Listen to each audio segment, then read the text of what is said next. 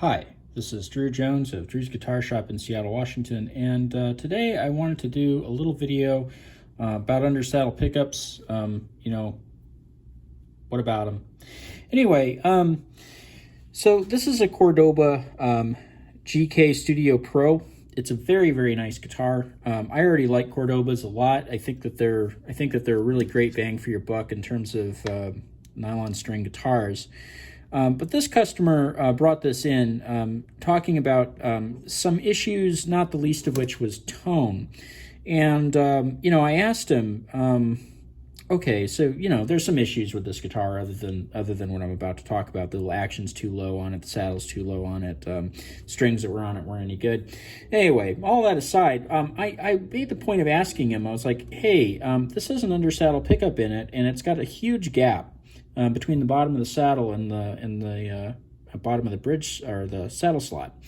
And, I said, do you play this thing at all? Do you use this at all? And, he just goes, no, I don't. I don't really intend to. I got this as a acoustic guitar, and that's what I'm going to use it as. And I was just like, man, let me pull that thing out of there. Because what this thing is, it's a sheet of stuff. Piezos are a crystal thing. So there's some little quartz crystals or some other crystals in here, and then there's a coating around it, a rubber coating, and then there's foil on this one, and usually there's like plastic pieces and all sorts of other stuff. But at the end of the day, when you look at this element that's under here, this is a pretty thick piece of something. I mean, let's go ahead and take a ruler and we'll measure that. How thick is this thing? It's about 3/64, give or take. That's pretty thick. And you listen to that, it doesn't really have any resonance to it. And so what that's doing is, the strings are producing all of this kinetic energy, and the kinetic energy is going into this piece of bone, which is an excellent conductor of that kinetic energy. It's having to go through this thing here before it goes into the bridge, which then projects it out into the braces and into the soundboard. And so this thing here is acting as kind of an unintentional EQ.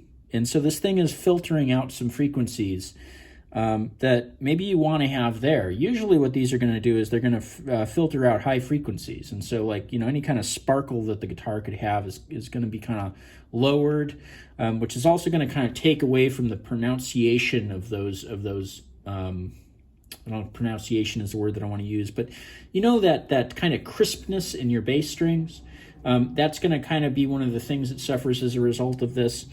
And volume is going to suffer as a result of this. Just in general, this is not a good idea for tone or for volume. Undersaddle pickups have their place. Undersaddle pickups are a great way to electrify an acoustic guitar in a way that creates minimal feedback. Because this is a hard surface and this is a hard surface, and it's kind of in between those two things that action is taking place, it's really good it's a really good way to isolate what just the strings are doing.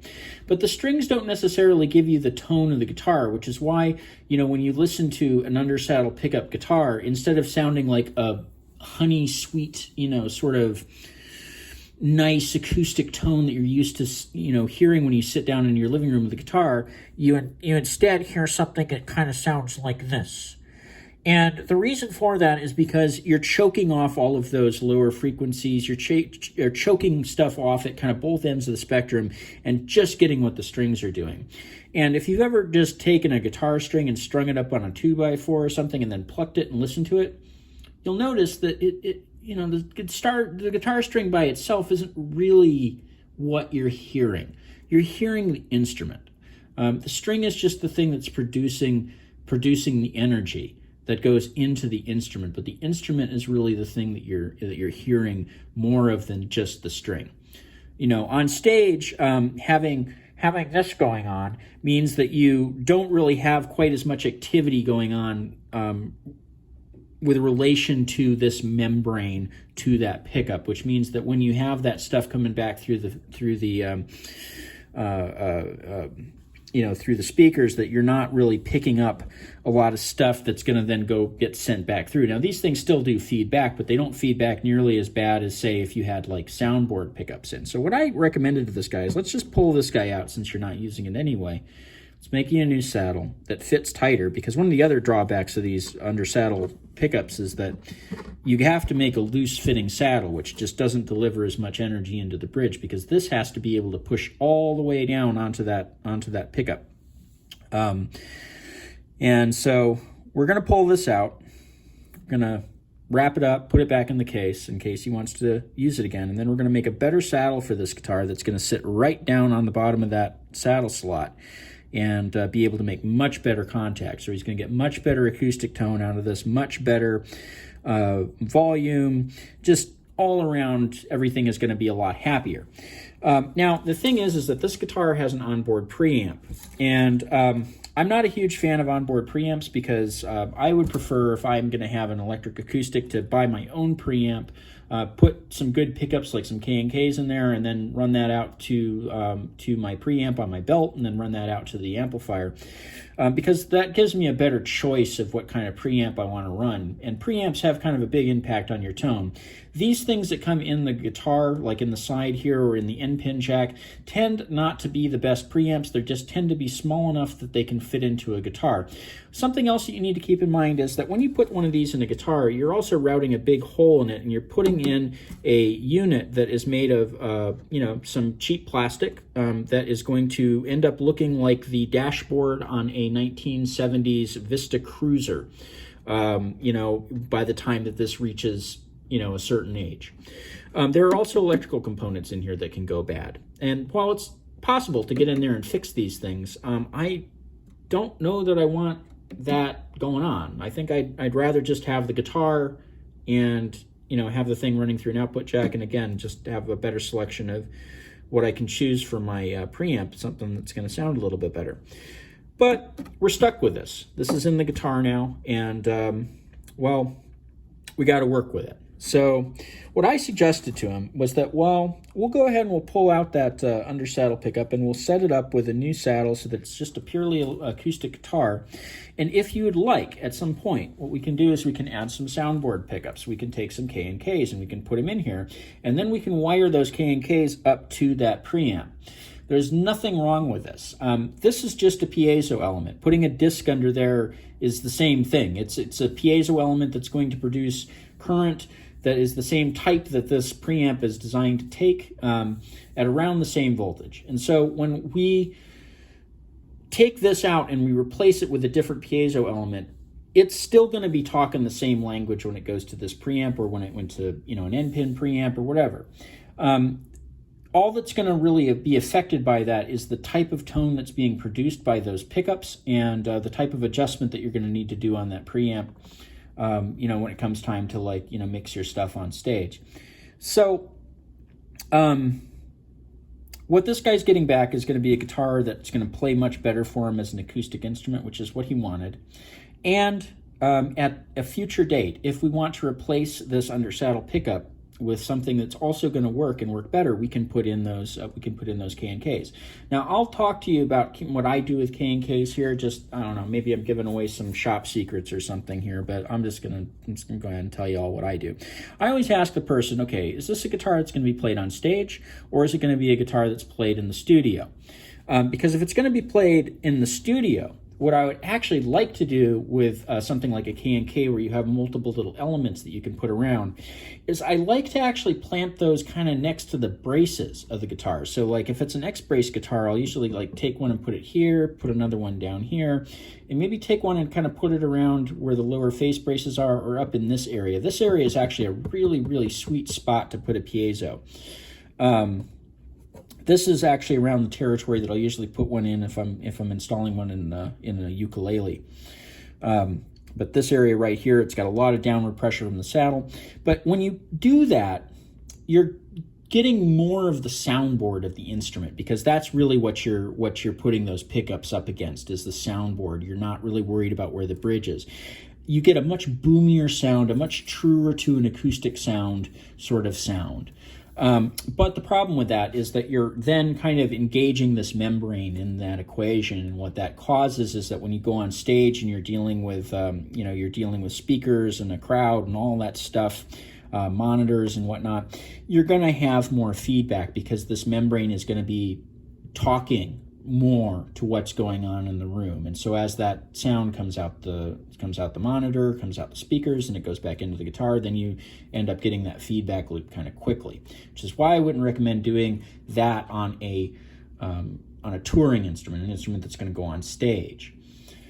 But for a studio sound, even though you're probably going to be miking it in the studio, that's going to give you a much cleaner, pickup sound. And sometimes, in the studio setting, you do want that. You do want that clean pickup track with that guitar, because you might end up using that in the mix. So all that being said, if I do talk to the person and they say, okay, well, I'm going to use this for stage playing only, well, then I'm like, okay, well, we're just going to install them, just the way that K&K recommends. We're just going to put them right under the saddle, right under the bridge, and we're going to diminish the amount of feedback that we're going to be generating with the instrument, but we're still going to be getting a better tone, because even though they are under the bridge, and the bridge is a relatively stiff part of the instrument, they're still more engaged with the soundboard than this thing is. And so you're going to be getting a better sound, better quality sound. These elements here, I'll just be honest with you, having ordered them myself in bulk, they are very cheaply made. These things probably cost in the 10-cent territory to make. I don't know, maybe there's a difference in quality between the stuff that you end up with here and the stuff that you end up with in those K&K discs. It could be that the K&K stuff has more magic in it than this. Completely willing to believe that. At the very least, what I'm willing to believe is contact surface and aperture. When you're talking about something that's going to be absorbing sound is a wave, sound is a thing that requires kind of some surface area to engage with in order to transfer itself. And so if you're talking about, transferring that kind of kinetic energy, something that's thinner, in my mind, probably going to work less than something that's bigger, I think that there's a pretty good basis for what I'm saying here. That being said, if I'm wrong, I'm sure that some physicist is going to tell me in the comments. So, well, you're welcome to do so. But that's my take on it. And so what I would say to you folks out there who have an electric acoustic, and maybe, you don't play it all that often plugged in, maybe this is something that you want to do. Just go ahead and yank that under saddle pickup completely out, replace it with a better fitting saddle, and, plan on replacing that element itself with something better like a soundboard pickup, later on down the line if you find that you do miss being able to plug it in. Those are my 2 cents anyway. Different people will have very different opinions about these under-saddle pickups, but I think that you're going to find that a lot of luthiers are kind of going to be on my side of this debate, because these things really do kind of serve as a brake on the energy that you're trying to put into that soundboard. And in my opinion, especially when it comes to nylon strings, you need all the help that you can get. These things should be like race cars. You don't want anything interfering with that energy going in, and you don't want anything interfering with what kind of movement that soundboard is doing. The less is more, as Miles Davis, might say. So that's my take on the under-saddle pickup in this particular situation, and why I'm going to be pulling it out, and why I have discussed putting in the K&Ks with the customer at a later date. This is Drew Jones of Drew's Guitar Shop in Seattle, Washington. I have a Ko-Fi and a Patreon in the description of this video, and if you found this one particularly helpful and you want to kick me a few bucks, it always helps me out. There's also a link down there to my Reverb page where I sell some vintage and used instruments that have been thoroughly gone over and, oftentimes upgraded and, made to play as best they can. And I will say that they're not going to be the cheapest used or vintage instruments on the internet, but you can. They're probably going to be up there in the top players of the stuff that you're going to find. just because vintage guitars, used guitars typically have a lot of problems. So, you know, all that stuff has been gone through for you.